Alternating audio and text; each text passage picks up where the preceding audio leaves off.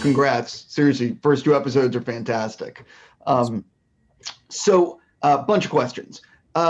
Watching the episodes made me think, how much free will do people have in the MCU? Because you could make an argument that the time keepers are sort of manipulating everything.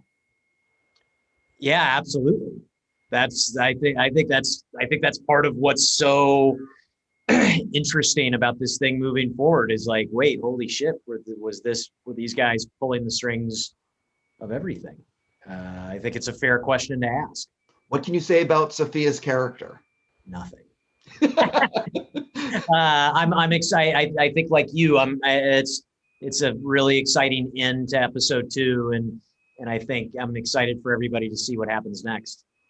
I want to dig in, but I'll leave it alone. Was the series always going to start at Avengers Tower in 2012, or did you ever have another version? No, that was always where we wanted it to start.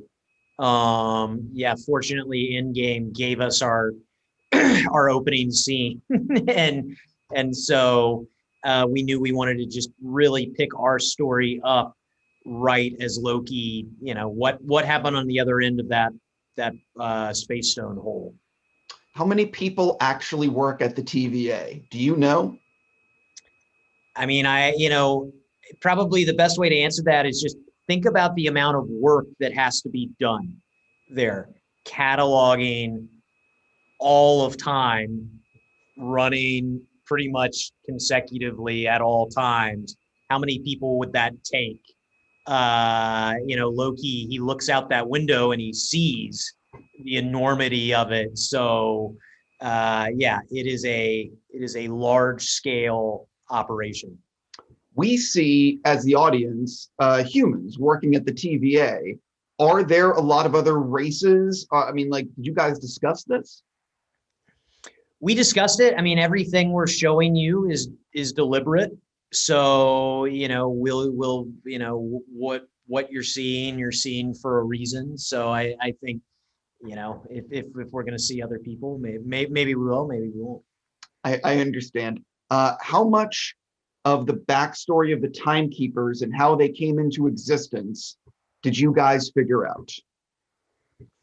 The Timekeepers, I mean, that was a case of a really cool thing in the comics that, the Timekeepers have a lot of lore there. And we were able to pull from that and, take what was exciting about their mythology and everything. And then I was able to build in, kind of our own crazy ideas that fit within the world of our own show. So it was a kind of a fusion of who they are in the comics and perhaps who they are in our world. What can you say about the stones that are on their head? On the Timekeeper's head? Yeah. You got to wait and see. Got it. You're like if the fans are like Loki, they want an audience with those Timekeepers. Listen, I'm watching the episodes. I took notes. I'm trying to dig in. And maybe this will be explained in the series, but can the Timekeepers, did you guys figure out, can they be killed? Are they gods? Are they, did you have to figure all that stuff out? There was certainly we had to really define for ourselves who are the Timekeepers, like who are these characters? You're going to put them in the show. You're going to take them seriously as real entities and as clearly incredibly powerful entities within the world of the MCU. So all of that investigation of who they are and what their rules are was all stuff we had to figure out and define. There's almost a throwaway line in episode 1 about the Multiverse War, but it's there. Can you sort of talk about that? Because it seems to me like this series is definitely opening the door onto what could be happening in Doctor Strange and Spider-Man. Everything's there for a reason, and I think, look, the TVA, if we take them at their word, they're making a pretty good point. They're trying to prevent something terrible. A multiversal war sounds fairly awful. So that's what they're trying to do. They're trying to keep Loki from causing more chaos and everything. So, the implications of that, as far as the rest of the MCU goes, are certainly interesting. How old do you think Mobius is? Gosh, that's a great question. I think, as he says to Loki, time passes different at the TVA. I'm not even sure Mobius knows how old he is. I think that these guys working at the TVA, they perceive and experience time in a totally different way than you and I. It's non-linear. They're living outside of it. And so therefore, it's just, he doesn't really think of himself in terms of old or young. Are there Easter eggs in the series that people should be looking out for? Any scenes particularly that you might recommend hitting pause?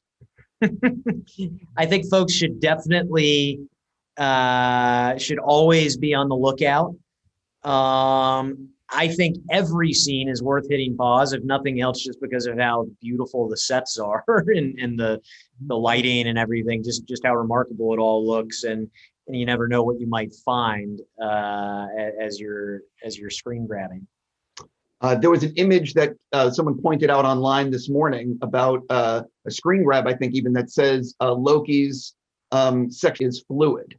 Can you talk about that aspect? And was that a debate, or was that sort of like, we're doing this? No, I mean, that was, yeah, I saw that this morning. I mean, I think that's canon for this character, going back to Norse mythology and everything. That's an important part of who this character is, and certainly, who he represents to such a large part of the fan base and everything. So never a debate on that at all. Talk a little bit, if you don't mind, the device that the Timekeepers use of resetting the timeline. Can you sort of explain that can you sort of explain the device? Yeah, it's called a reset charge. And basically what it's doing is taking a branch that has veered off its set path, and it's resetting it through what means magic, perhaps, or perhaps something a little more technical. I think, like Loki, we're kind of in the dark of like what exactly is going on with these reset charges. Is the TVA as noble as they're presenting themselves to be? Was Hunter B-15 originally written as a Black woman? Hunter B-15 was kind of written as we just knew there was going to be an adversarial character for Loki. There was once upon a time a character that ultimately we couldn't clear because of rights or something, and then it was like we knew we wanted to cast a really strong, diverse actress there, and so Wunmi's amazing, and I think it's particularly cool that Loki finds himself under the thumb of two very strong Black women in this show, and Wunmi and Gugu. Have you actually pitched Marvel on an idea for Loki season 2, or do you view season 1 as, I hit the home run, I did it, I'm good, let me go do other things?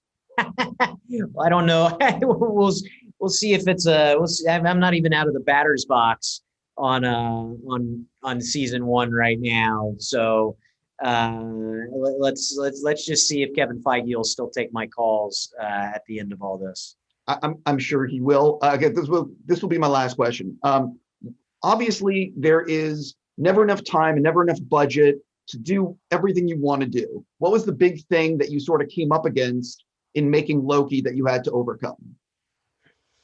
Honestly, our imaginations were not capped one bit. That's a testament to Marvel, to the brilliant creative producers, Kevin Wright, Stephen Broussard, who really steered us, told us, shoot for the moon. And then how Kate shot the show. She, everything we put on the page, she found a way to not only render, but elevate, make it even cooler. So, our biggest challenges were we're making sure that, you know, it's a time travel show. So it's let's make sure that folks aren't getting bored or bogged down in the time travel exposition and everything. They can just have fun and go along for the ride. On that note, I got to go. I'm just going to say again, congrats. Can't wait to see more. Thanks, man. Good to see you.